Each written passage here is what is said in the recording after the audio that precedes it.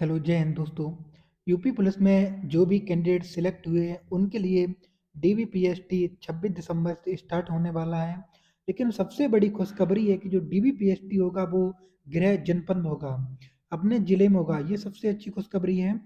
और ये 13 दिसंबर को ये 2024 में मतलब यूपी पुलिस से नोटिफिकेशन आया है डीबीपीएसटी के बारे में। तो टोटल हम इसके बारे में बताएंगे पढ़ के। और आप लोग ये वीडियो पूरी देखना, क्योंकि हर एक पॉइंट को समझना है। आपको क्या डॉक्यूमेंट लेके जाना है, कैसे क्या होगा, सब इस में लिखा हुआ है। बात करते हैं उत्तर प्रदेश पुलिस में आरक्षी नागरिक पुलिस के पदों पर सीधी भर्ती 2023 में जो हुई थी, उसका डीबीपीएसटी के बारे के पूरी प्रक्रिया है। डीबीपीएसटी के प्रेस पत्र डाउनलोड किए जाने हेतु महत्वपूर्ण सूचना को यहाँ दिया गया है। तो सबसे पहले हम बात करेंगे उत्तर प्रदेश पुलिस भर्ती बोर्ड द्वारा आरक्षी नागरिक पुलिस का पदों पर सीधी भर्ती 2023 में ये नोटिफिकेशन आया था।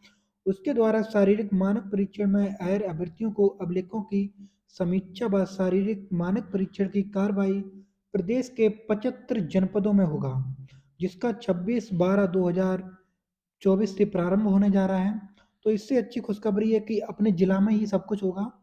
उपरोक्त संबंध में अभ्यर्थियों के अभिलेखों की समीक्षा व शारीरिक मानक परीक्षण का पत्र का लिंक बोर्ड की वेबसाइट यूपीबी गवर्नमेंट पर दिनांक 16/12/24 को अपलोड किया जाएगा। जिन्हें अभ्यर्थी डाउनलोड कर प्रेस पत्र में अंकित परीक्षा केंद्र पर निर्धारित तिथि व समय पर प्रेस पत्र में उल्लिखित संबंधित व मूल अभिलेखों तथा मूल अभिलेखों की एक स्वती प्रमाण पत्र। यदि किसी अभ्यर्थी को प्रेस पत्र डाउनलोड करने में कठिनाई होती है तो हेल्पलाइन नंबर 886787869192 पर संपर्क कर सकता है।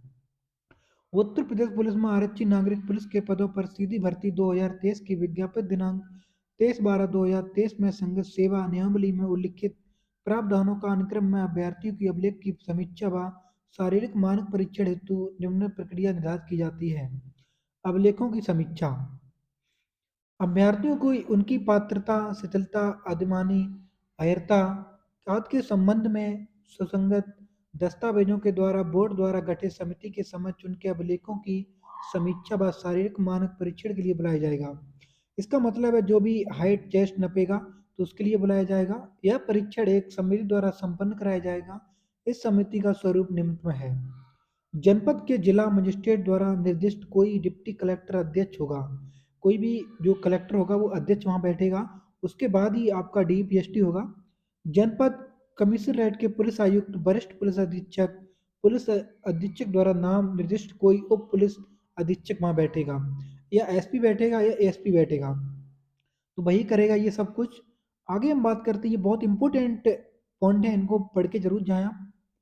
जनपद के जिला विद्यालय निरीक्षक व बेसिक शिक्षा अधिकारी अथवा जिला मजिस्ट्रेट द्वारा नाम शिक्षा विभाग का कोई अन्य राजपत्र अधिकारी होगा। जनपद के चिकित्सा अधिकारी व जिला मजिस्ट्रेट द्वारा नाम निर्दिष्ट एक चिकित्सा अधिकारी भी वहाँ होगा। ये चिकित्सा अधिकारी क्यों होता है? कभी कभी क्या होता है, रेस या किसी कारणवश किसी को बेहोशी या कार्ड दिक्कतें आ जाती हैं, तो वहाँ चिकित्सा अधिकारी का होना बहुत जरूरी होता है। आगे बात करते हैं, जहाँ विद्यमान शासनादेशों के अनुसार अनुसूचित जाति, अनुसूचित जनजाति एवं अन्य पिछड़ा वर्ग, अल्पसंख्यक व अन्य किसी श्रेणी जिसका प्रतिनिधित्व उपरोक्त दल में हो आवश्यक हो, वहां उनके प्रतिनिधित्व को सुनिश्चित करने हेतु बोर्ड द्वारा संबंधित जिले का पुलिस आयुक्त, वरिष्ठ पुलिस अधीक्षक द्वारा नाम निर्दिष्ट अतिरिक्त अधिकारियों को सदस्य के रूप में रखा जाएगा। कोई भी अधिकारी भी वहां जरूर रहेगा जो ये अनुसूचित जाति और अनुसूचित जाति के और पिछड़ा वर्ग के बारे में है, क्योंकि इनके साथ कोई गलत ना हो जाए, या हाइट के में या चेस्ट में, मतलब जिसमें इन्हें छूट मिलती है। नामित किए जाने वाले ऐसे अधिकारी पुलिस विभाग में निरीक्षक स्तर से निम्न नहीं होंगे। अब बात करते हैं 2 नंबर में, मूल अभिलेखों का मिलान आवेदन पत्र में उपलब्ध कराई गई सूचना से किया जाएगा। इसका मतलब ये है कि आपने जो आवेदन किया था और उसमें जो अपने भी जो सर्टिफिकेट वो लगाए थे, तो वही सर्टिफिकेट लेके जाना है आपको। 3 नंबर, अभिलेखों के मिलान के दौरान बोर्ड किसी प्रकार को किसी दल द्वारा कोई संशय होने के कारण संदर्भित किए जाने पर अथवा सीधे उनके संज्ञान में लिए जाने पर अपने स्तर से निर्णय लेकर निर्देश जारी कर सकता है। इस प्रकार बोर्ड द्वारा जारी किए गए निर्देश अंतिम माने जाएंगे।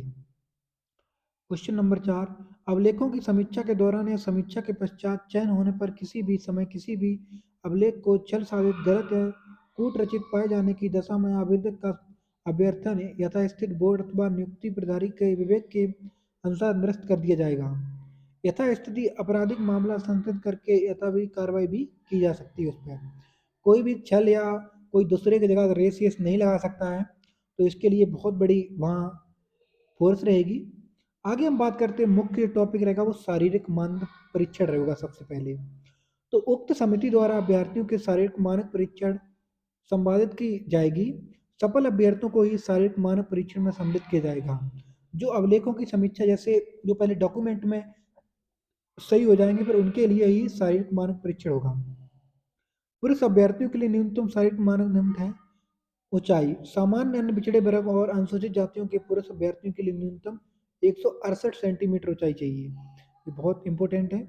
अनुसूचित जनजाति के पुरुषों के लिए 160 होना चाहिए।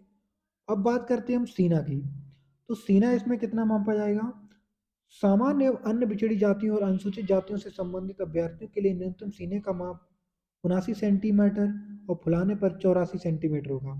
मतलब जो पहले क्या होगा, आपका नॉर्मल नापा जाता है जिसमें 79 सेंटीमीटर होगा, और जब आपको 5 सेंटीमीटर फुलवाया जाता है तो 84 सेंटीमीटर आपका होना चाहिए। अब बात करते हैं अनुसूचित जनजातियों के लिए। अभ्यर्थियों के लिए कितना होना चाहिए? तो 77 सेंटीमीटर होना चाहिए बिना फुलाए, और फुलाने पर 82 सेंटीमीटर होना चाहिए। न्यूनतम 5 सेंटीमीटर सीने का फुलाव अनिवार्य है, ये बहुत इंपॉर्टेंट है। जो सीना नहीं फुला पाए उनके बाहर भी कर दिया जा सकता है, तो इस चीज़ को जरूर ध्यान में रखें। आगे हम बात करते हैं महिला अभ्यर्थियों के लिए। ये अगर चैनल में वीडियो अच्छी लगी तो सब्सक्राइब जरूर कर लेना। ऊंचाई, सामान्य अन्य पिछड़े वर्गों और अनुसूचित जातियों की महिला अभ्यर्थियों की न्यूनतम ऊंचाई 152 सेंटीमीटर होना चाहिए। अनुसूचित जनजाति की महिला अभ्यर्थियों की न्यूनतम ऊंचाई 157 सेंटीमीटर होना चाहिए। बात करते हैं वजन की। महिला अभ्यर्थियों के लिए न्यूनतम वजन कितना होना चाहिए? 40 केजी आवश्यक है। ये यदि कोई अभ्यर्थी जो अपनी मानक परीक्षण से संतुष्ट ना हो, ठीक परीक्षा के उपरांत उसी दिन अपील आपत्ति दाखिल कर सकता है। ऐसे समस्त अपील आपत्तियों के समाधान के लिए बोर्ड द्वारा प्रत्येक स्थान पर एक अपर पुलिस अधीक्षक को निर्दिष्ट किया जाएगा। ऐसे सभी अभ्यर्थियों का शारीरिक मानक परीक्षण समिति द्वारा नाम निर्दिष्ट अपर पुलिस अधीक्षक की उपस्थिति में पुनः कराया जाएगा। ऐसे समस्त अभ्यर्थी जो पुनः कराए गए शारीरिक मानक परीक्षण में सफल पाए जाते हैं को भर्ती हेतु अनुपयुक्त घोषित किया जाएगा, और इस संबंध में अग्रतर कोई अपील स्वीकार नहीं की जाएगी। अगर वो वहां भी फिट नहीं बैठ रहे हैं तो फिर उनको अघोषित कर दिया जाएगा। अब बात करते हैं सामान्य अनुदेश। अभ्यर्थियों से अपेक्षा की जाएगी वे दिए गए दिनांक, समय व स्थान पर अभिलेखों की डॉक्यूमेंट वेरिफिकेशन और शारीरिक मानक परीक्षण हेतु ऐसे कारणों से जो नियंत्रण के परे हों, जो लिखित रूप से अभिलिखित हैं, किए जाएंगे। किसी विशिष्ट समय पर परीक्षण किए जाने वाले अभ्यर्थियों के समूह हेतु दिनांक एवं समय में बोर्ड द्वारा प्रदर्शन किया जाता है। 2 नंबर, यदि कोई अभ्यर्थी निम्न दिनांक, समय, स्थान परीक्षण में सम्मिलित होने पर असफल रहता है तो वह परीक्षण हेतु संबंधित जनपद में नोडल अधिकारी को परीक्षण में सम्मिलित न होने के विस्तृत कारणों का उल्लेख करते हुए किसी अन्य तिथि को परीक्षण में सम्मिलित होने के लिए प्रत्यावेदन दे सकता है। नोडल अधिकारी द्वारा उसके प्रतिवेदन पर विचार करके उसे अभिलेखों की समीक्षा व शारीरिक मानक परीक्षण हेतु निर्धारित की जाएगी। दिनांकों में किसी अन्य दिनांक की परीक्षा में सम्मिलित होने हेतु निर्णय लिया जा सकता है। अगर कोई किसी कारणवश नहीं पहुंच रहा है तो उसको भी दोबारा मौका दे दिया जा सकता है। अभिलेखों की समीक्षा एवं शारीरिक मानक परीक्षण हेतु निर्धारित अंतिम दिनांक के पश्चात की गई कोई तिथि किसी भी दशा में पूर्व निर्धारित नहीं की जाएगी। अगर अभ्यर्थी पूर्व निर्धारित दिनांक से एवं समय पर परीक्षा में सम्मिलित होने में विफल रहता है तो उसे परीक्षा में असफल माना जाएगा, और स्वास्थ्य के कारण या किसी अन्य आधार चाहे कोई जो भी हो, पुनः परीक्षण के लिए अभ्यर्थी को कोई अन्य अवसर नहीं दिया जाएगा। अभ्यर्थियों को यह प्रतिवेदन बोर्ड द्वारा परीक्षण हेतु पूर्व से निर्धारित की गई अंतिम तिथि से पूर्व देना होगा। उपरोक्त ऐसे सभी प्रक्रिया को जिसमें नोडल अधिकारी द्वारा परीक्षण का दिनांक एवं समय पूर्व निर्धारित किया जाएगा, उसके समय बोर्ड को सूचित किया जाएगा। अब बात करते हैं परीक्षा में विहित मानक एवं प्राप्त न कर सकने वाले के कारण अंतिम रूप से असफल घोषित कर दिए जाएंगे। जो भी इन डॉक्यूमेंट वेरिफिकेशन या मानक परीक्षण में सही से नहीं बैठ रहा है तो उसे असफल कर दिया जाएगा। किसी भी आधार पर कोई अन्य अवसर नहीं दिया जाएगा। इस संबंध में अभ्यर्थी द्वारा पुनः परीक्षा के लिए कोई अपील नहीं की जाएगी, और वो दोबारा अपील भी नहीं कर सकता है। क्वेश्चन नंबर 4, अभिलेखों की समीक्षा और शारीरिक मानक परीक्षण का परिणाम उसी दिन अभ्यर्थियों को अवगत कराया जाएगा। ये सबसे अच्छी वो बात है कि जो अभ्यर्थी पास हो जाएंगे उसे वहाँ बता दिया जाएगा कि आप पास हो या फेल हो। तो ये लखनऊ बोर्ड द्वारा अपर सचिव भर्ती द्वारा ये खबर है, तो बहुत अच्छी खबर है। आप ये पूरी वीडियो पढ़ के जाएं। Thank you for watching.